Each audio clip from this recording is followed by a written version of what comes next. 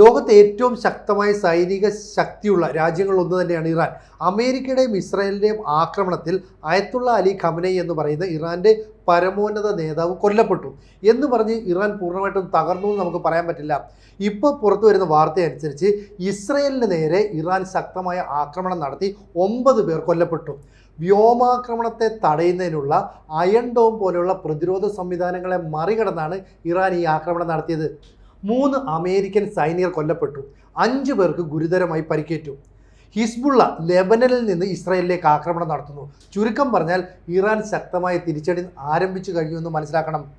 ഏറ്റവും ഒടുവിലായിട്ട് UAE ഒരു data സെൻറ്ററിന് നേരെയാണ് ഇപ്പോൾ ആക്രമണം നടത്തിയത്.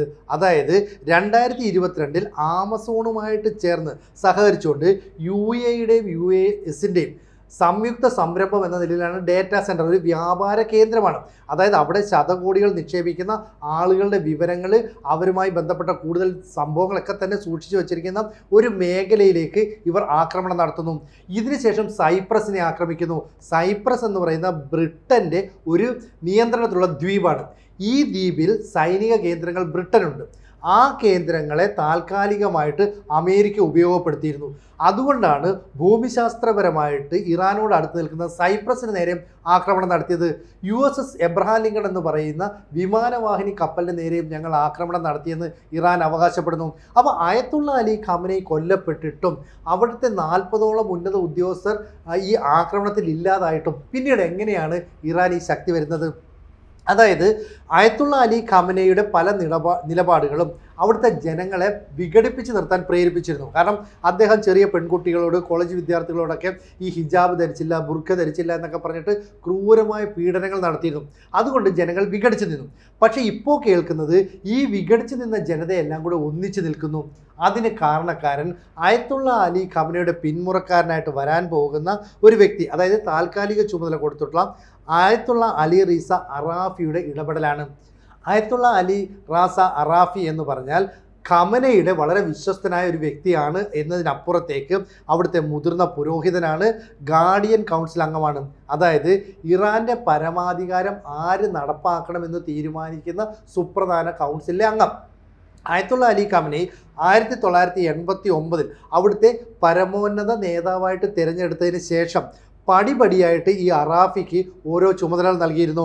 1959 ജനിച്ച അറാഫി 11ാമത്തെ വയസ്സിൽ ഖൂമിൽ പഠനത്തിനായിട്ട് പോയി. അതിനുശേഷം അദ്ദേഹം തിരിച്ചു വന്നു. 1992 33ാമത്തെ വയസ്സിൽ വെള്ളിയാഴ്ച പ്രാർത്ഥനയ്ക്ക് നേതൃത്വം നൽകാനായിട്ട് ഖമനയി ചുമതലപ്പെടുത്തിയത് ഈ അറാഫിയാണ്. അങ്ങനെ 2019 ഇറാൻ്റെ സുപ്രധാനമായ നേതാവിനെ തിരഞ്ഞെടുക്കാനുള്ള ഈ ഗാർഡിയൻ കൗൺസിലിലേക്ക് അംഗമായിട്ടും ഈ അറാഫിയെ തിരഞ്ഞെടുത്തു. ഈ അറാഫി ചുമതല ഏറ്റെടുത്തിരിക്കുന്നു എന്നാണ് ഇപ്പോൾ മനസ്സിലാകുന്നത്. അതായത് 3 അംഗ കൗൺസിലിനാണ് നിലവിൽ ഇറാൻ്റെ ഇപ്പോഴത്തെ ഭരണനിർവഹണ ചുമതല. അതിൽ അറാഫി, ഇതുകൂടാതെ നിലവിലുള്ള ഇറാൻ പ്രസിഡൻ്റുണ്ട് മസൂദ് പെസഷ്കിയാൻ, കൂടാതെ ചീഫ് ജസ്റ്റിസ് ആയിട്ടുള്ള ഖോലാം ഹുസൈൻ മൊഹ്സെനി ഇജയ്, ഇവർ 3 പേരും കൂടിയാണ് കാര്യങ്ങൾ തീരുമാനിക്കുന്നത്. ഇതിൽ അറാഫി എന്ന് പറയുന്നത് വളരെ തന്ത്രപരമായ നിലപാടുകളുള്ള ഒരു വ്യക്തി കൂടിയാണ്. അറബും ഇംഗ്ലീഷും ഒക്കെ നന്നായി സംസാരിക്കാൻ കഴിയും. മാത്രമല്ല ആധുനിക കാലത്തിൻ്റെ പുരോഗതിക്ക് ആവശ്യമായ ആർട്ടിഫിഷ്യൽ ഇൻ്റലിജൻസ്, സാങ്കേതിക വിദ്യയൊക്കെ തന്നെ നടപ്പാക്കണം ഇറാനിൽ എന്ന് ആവശ്യപ്പെട്ട വ്യക്തിയാണ്. മാത്രമല്ല ഇറാൻ്റെ ഈ മത ആശയങ്ങളൊക്കെ പ്രചരിപ്പിക്കാൻ AI ഉപയോഗിക്കണമെന്നുമൊക്കെ ഇദ്ദേഹം പലതവണ പ്രസംഗങ്ങളിലൂടെ ആവശ്യപ്പെട്ടതാണ്. ഒരുപാട് വിവാദങ്ങളിൽ വെക്കപ്പെട്ടിട്ടുണ്ട്. 2022 മഹ്സ അമീനിയുടെ മരണത്തെ തുടർന്ന് വലിയ പ്രക്ഷോഭം ഇറാനിൽ അലയടിച്ചിരുന്നു. ആ സമയത്ത് പുരോഹിതന്മാർക്ക് നേരെ വലിയ ആക്രമണമൊക്കെ ഉണ്ടായി. അന്ന് ഈ അറാഫി പറഞ്ഞത് ഇറാൻ്റെ പുരോഹിത സമൂഹത്തിൻ്റെ തലപ്പാവിനെ ആക്രമിക്കുന്നവർ അതേ തലപ്പാവ് നിങ്ങളുടെ ശവക്കച്ച ആകുമെന്ന കാര്യം മറക്കരുതെന്നാണ്. ഇത് വലിയ വിവാദമായതാണ്. അത്തരത്തിലൊക്കെ പ്രസംഗം നടത്തി അയത്തുള്ള അലി ഖമനയുടെ ഏറ്റവും വിശ്വസ്തനായി മാറിയ ആളുകളിൽ ഒരാളാണ്. മാത്രമല്ല ഈ ആക്രമണത്തിൽ നിന്ന് രക്ഷപ്പെടുകയും ചെയ്തിരുന്നു. കാരണം ശനിയാഴ്ചയാണ് പാസ്റ്റർ സ്ട്രീറ്റ് എന്ന് പറയുന്ന ടെഹ്റാനിലെ ഈ ഖമനയും 40 ഉദ്യോഗസ്ഥരും കൂടിച്ചേരുന്ന മീറ്റിംഗ് നടന്ന സ്ഥലം. ഈ സ്ഥലത്തെക്കുറിച്ച് കൃത്യമായ ധാരണ CIA-ക്കും മൊസാദിനും ഉണ്ടായിരുന്നു. അതുകൊണ്ടാണ് അവർ ശനിയാഴ്ച രാവിലെ 6 മണിക്ക് ഇത്തരമൊരു ആക്രമണം നടത്തുന്നത്. 30ഓളം മിസൈലുകളാണ് വന്നു വീണത്. അതുകൊണ്ട് ഞങ്ങളെ ആക്രമിക്കുന്നതിന് ഗൾഫ് രാജ്യങ്ങൾ കൂട്ടുനിന്നു എന്ന് ഇറാൻ ഇപ്പോൾ ആരോപിക്കുന്നുണ്ട്. മിഡിൽ ഈസ്റ്റ് രാജ്യങ്ങളെല്ലാം തന്നെ അമേരിക്കയുടെ സാമന്ത രാജ്യങ്ങളാണ്. ഇപ്പോൾ മുസ്ലിം രാജ്യങ്ങൾക്ക് വേണ്ടി, ഇപ്പോൾ പലസ്തീന് വേണ്ടിയൊക്കെ നിലകൊള്ളാൻ ഇറാൻ മാത്രമേ ഉള്ളൂ. അവരെ സഹായിക്കാൻ മറ്റാരുമില്ല. സൗദി ഇല്ല, പാകിസ്ഥാൻ ഇല്ല, തുർക്കി ഇല്ല. ഇവരൊക്കെ എന്ത് ചെയ്യുന്നു? അതുകൊണ്ട് ഗൾഫ് രാജ്യങ്ങൾക്ക് നേരെ ഞങ്ങൾ ആക്രമണം നടത്തും. ഹോർമൂസ് കടലിടുക്കിൻ്റെ നിയന്ത്രണം ഇനി ഞങ്ങൾ കൈകാര്യം ചെയ്യും. അതുവഴിയുള്ള കപ്പൽ ഗതാഗതത്തെയൊക്കെ ഇവർ വിലക്കിയിരിക്കുകയാണ്. മാത്രവുമല്ല, ഈ പറയുന്ന ഗൾഫ് ഓഫ് ഒമാനുമായിട്ടും പേർഷ്യൻ ഗൾഫുമായിട്ടും ഒക്കെയുള്ള ഈ കപ്പൽ ഗതാഗതം പൂർണ്ണമായിട്ടും നിശ്ചലമാക്കിയിരിക്കുകയാണ്. അതുവഴി എന്തെങ്കിലും തരത്തിലുള്ള ഒരു ഗതാഗതത്തിന് ആരെങ്കിലും ശ്രമിച്ചാൽ ഇറാനിയൻ ബോട്ടുകൾ വന്ന് ആക്രമിക്കുമെന്ന് ഭീഷണിപ്പെടുത്തുകയും ചെയ്തിട്ടുണ്ട്. ഇപ്പോൾ ഈ ലെബനനിൽ നിന്നാണ് ഹിസ്ബുള്ള ഇസ്രയേലിലേക്ക് ആക്രമണം നടത്തിയത്. അതാണ് അവിടുത്തെ അയൺ ഡോമൊക്കെ പരാജയപ്പെട്ടത്. ഇതോടുകൂടി ഇസ്രയേൽ തിരിച്ചടിക്കാൻ തീരുമാനിച്ചു. ലെബനനിലുള്ള 53 ഗ്രാമങ്ങളിലെ ജനങ്ങളോട് അവിടെ നിന്ന് ഒഴിഞ്ഞു പോകാൻ ഇസ്രയേൽ ആവശ്യപ്പെട്ടു. ഇസ്രയേൽ എപ്പോഴും അങ്ങനെയാണ്. അതായത് ഈ പലസ്തീനുമായിട്ടുള്ള സംഘർഷം നിലനിൽക്കുമ്പോൾ പോലും ഗസയിൽ നിന്ന് ആളുകളെ ഒഴിപ്പിച്ചതിന് ശേഷം, അതായത് ആളുകളോട് ഇത്ര മണിക്കൂറിനുള്ളിൽ അവിടെ ഒഴിഞ്ഞു പോകണം, ഞങ്ങൾ ആക്രമണം നടത്താൻ പോകുമെന്ന് മുന്നറിയിപ്പ് നൽകും.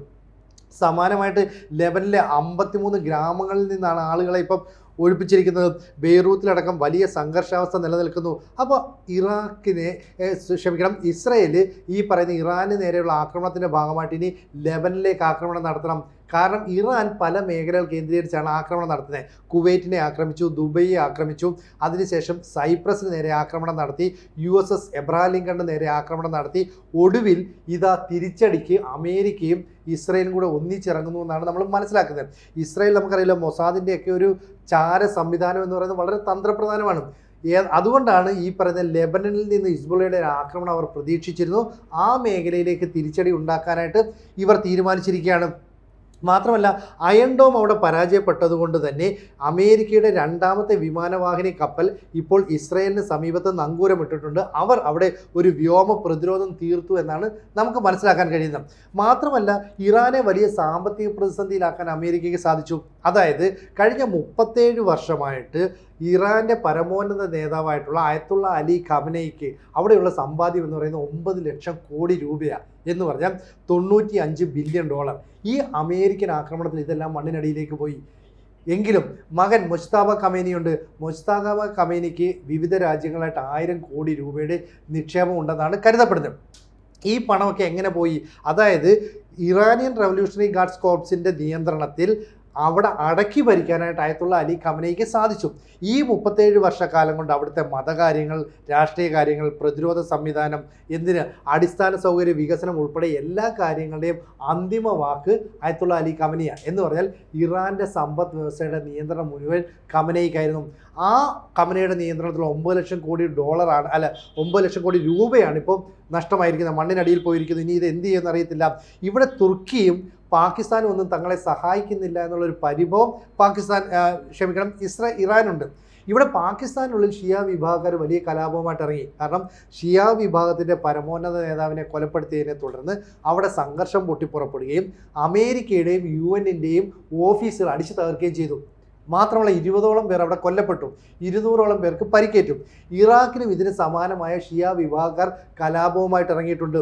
ഇറാനിലും അങ്ങനെ വിഘടിച്ച് നിന്നിരുന്ന ആളുകൾ മുഴുവൻ ഇപ്പോൾ ഒന്നിച്ചുകൂടി. അതായത് അയത്തുള്ള അലി ഖമനയുടെ കൊലപാതകത്തെ തുടർന്ന് ഇറാനിയൻ ജനത ഒന്നിച്ചുകൂടി അമേരിക്കക്കെതിരെ നിലപാട് സ്വീകരിക്കുന്നു എന്നാണ് മനസ്സിലാകുന്നത്. ഇവിടെ ഇറാൻ സൈപ്രസിനെ ആക്രമിക്കുന്നു, അതേസമയം തന്നെ ഗൾഫ് രാജ്യങ്ങൾക്ക് നേരെ ആക്രമണം നടത്തുന്നു, പാകിസ്ഥാനിലെ കലാപത്തിന് തീ പകരുന്നു, എന്തിന് തുർക്കിക്ക് നേരെ പോലും സംഘർഷം ഉണ്ടാക്കുന്നു. അങ്ങനെ ലോകം മൊത്തം ഈ സംഘർഷം വ്യാപിപ്പിക്കാനായിട്ട് ശ്രമിക്കുന്നു. യൂറോപ്യൻ രാജ്യങ്ങളെ കൂടി ഈ സംഘർഷത്തിലേക്ക് വലിച്ചിടുകയാണ്. നാറ്റോ സഖ്യത്തിൽ അംഗമല്ലെങ്കിലും യൂറോപ്യൻ യൂണിയൻ അംഗമാണ് സൈപ്രസ്. അവിടെ ബ്രിട്ടൻ അനുവാദം കൊടുത്തതുകൊണ്ടാണ് അമേരിക്ക ആ വ്യോമത്താവളങ്ങളൊക്കെ ഉപയോഗിച്ചത്.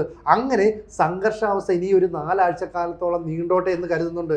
അതുകൊണ്ടാണ് അമേരിക്കൻ പ്രസിഡന്റായ ഡൊണാൾഡ് ട്രംപ് പറയുന്നത്, ഞങ്ങൾ ലക്ഷ്യം കാണുന്നതുവരെ ആക്രമണവുമായിട്ട് മുന്നോട്ട് പോകും, 1 ഇഞ്ച് പോലും പിന്നോട്ട് ഞങ്ങൾ ഇനി മാറില്ല, ഇറാനെ തീർത്തേ പറ്റൂ. ജൂണിലാണ് 12 ദിവസത്തെ യുദ്ധത്തിലൂടെ ആദ്യം ഇറാന് നേരെ ആക്രമണം നടത്തിയത്. അന്ന് അവർ ആണവ സമ്പുഷ്ടീകരണമൊക്കെ നിർത്തിവെക്കണമെന്ന് ആവശ്യപ്പെട്ടു. എന്നാൽ യുറേനിയം സമ്പുഷ്ടീകരണം 60% മുകളിലെത്തി ഇറാൻ അവരെ വെല്ലുവിളിച്ചു. അതുകൊണ്ട് ആണവായുധം ഇറാൻ്റെ ഭാഗത്ത് ഉണ്ടാകുമെന്ന് പറയുന്നു. ഈ വെല്ലുവിളി ഏറ്റെടുത്തുകൊണ്ടാണ് ഇപ്പോൾ അമേരിക്കയും അതുപോലെ തന്നെ ഇസ്രയേലും ചേർന്ന് സംയുക്തമായിട്ട് ഇറാനെ ആക്രമിച്ചത്.